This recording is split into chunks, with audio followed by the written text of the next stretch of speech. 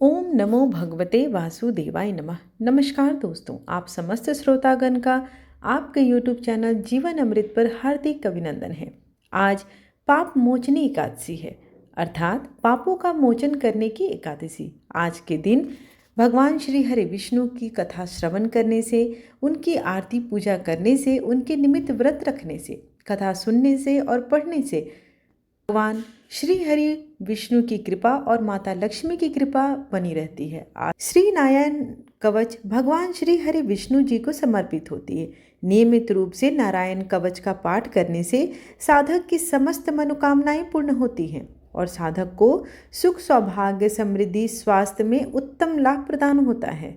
सभी से अनुरोध है कि कवच का पाठ हमेशा संपूर्ण सुने। किसी भी पाठ को अधूरा नहीं सुनना चाहिए ताकि इससे आपको कोई लाभ मिल सके। आप सबसे अनुरोध है कि कथा का श्रवण करने के बाद वीडियो पसंद आए तो कमेंट बॉक्स में जय श्री हरि अवश्य लिखें। राजा परीक्षित ने पूछा, भगवान देवराज इंद्र ने जिससे सुरक्षित होकर शत्रुओं की चतुरांगनी सेना को खेल खेल में अनायास ही जीतकर त्रिलोक की राजलक्ष्मी का उपभोग किया, आप उस नारायण कवच को सुनाइए और यह भी बतलाइए कि उन्होंने उससे सुरक्षित होकर रणभूमि में किस प्रकार आक्रमणकारी शत्रुओं पर विजय प्राप्त की। श्री शुक्रदेव जी ने कहा, परीक्षित, जब देवताओं ने विश्वरूप को पुरोहित बना लिया तब देवराज इंद्र के प्रश्न करने पर विश्वरूप नारायण कवच का उपदेश दिया। तुम एकाग्रचित होकर उसका श्रवण करो।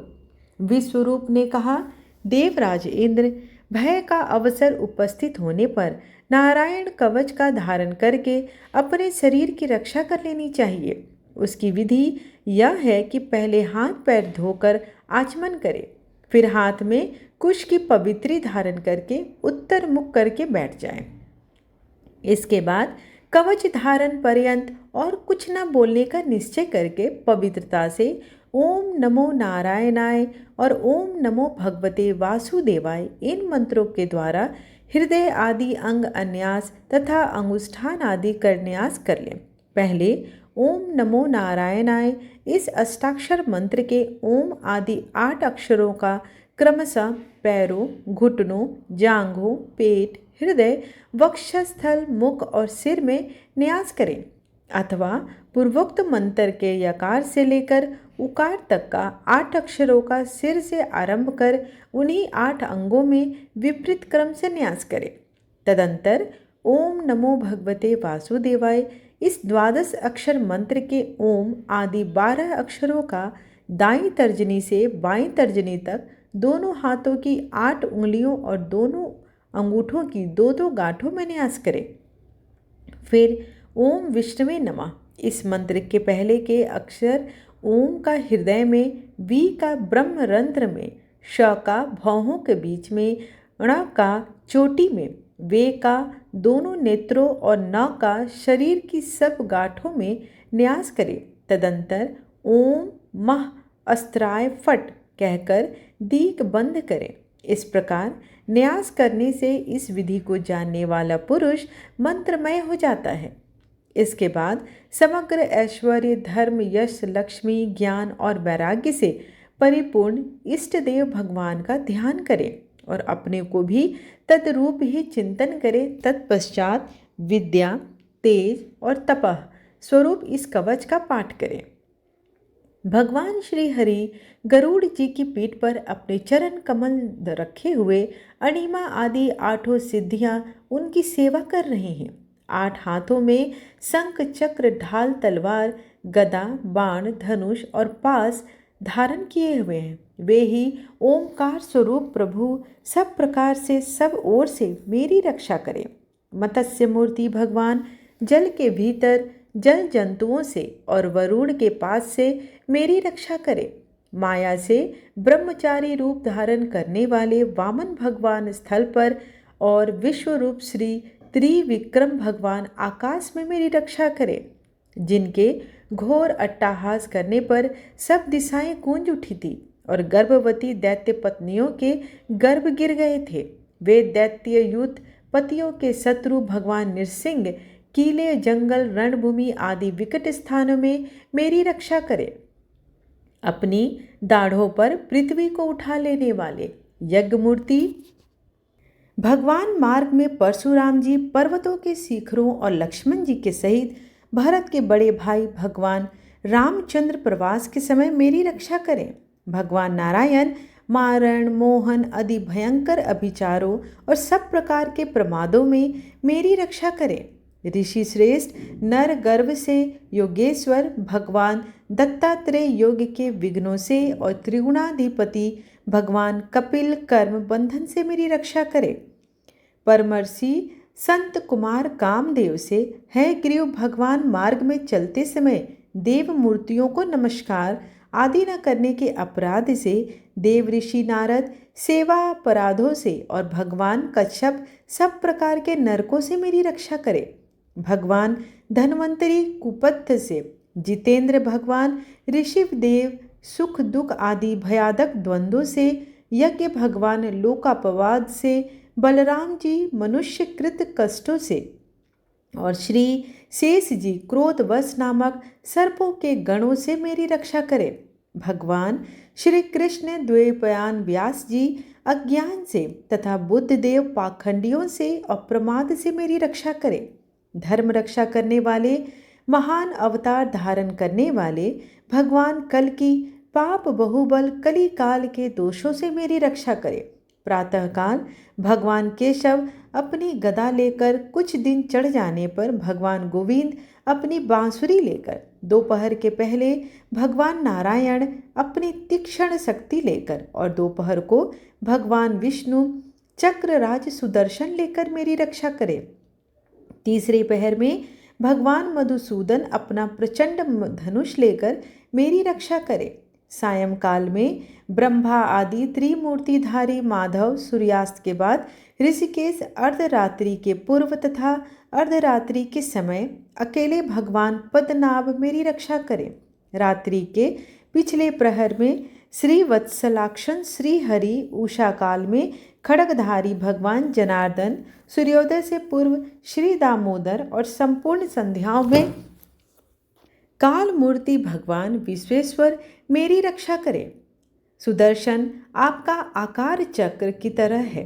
आपके किनारे का भाग प्रलयकालीन अग्नि के समान अत्यंत तीव्र है। आप भगवान की प्रेरणा से सब ओर घूमते रहते हैं।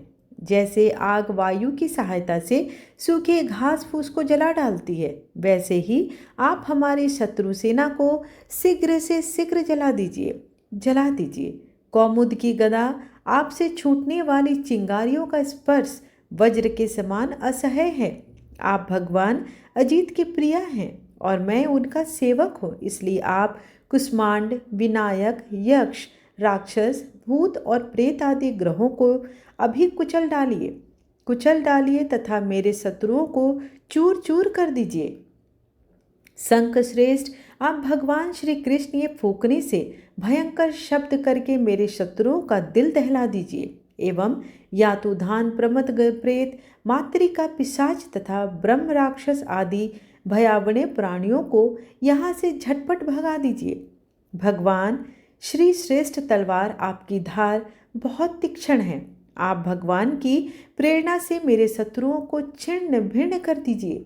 भगवान की प्यारी ढाल आप में सैकड़ों चंद्राकार मंडल है। आप पाप दृष्टि पापात्मा शत्रुओं की आंखें बंद कर दीजिए और उन्हें सदा के लिए अंधा बना दीजिए। सूर्य आदि ग्रह, धूमकेतु आदि केतु, दुष्ट मनुष्य, सर्पादि रेंगने वाले जंतु, दाढ़ों वाले हिंसक पशु, भूत प्रेत आदि कथा पाप प्राणियों से हमें जो भय हो और जो हमारे मंगल के विरोध हो, वे सभी भगवान के नाम रूप तथा आयुधों का कीर्तन करने से तत्काल नष्ट हो जाएं।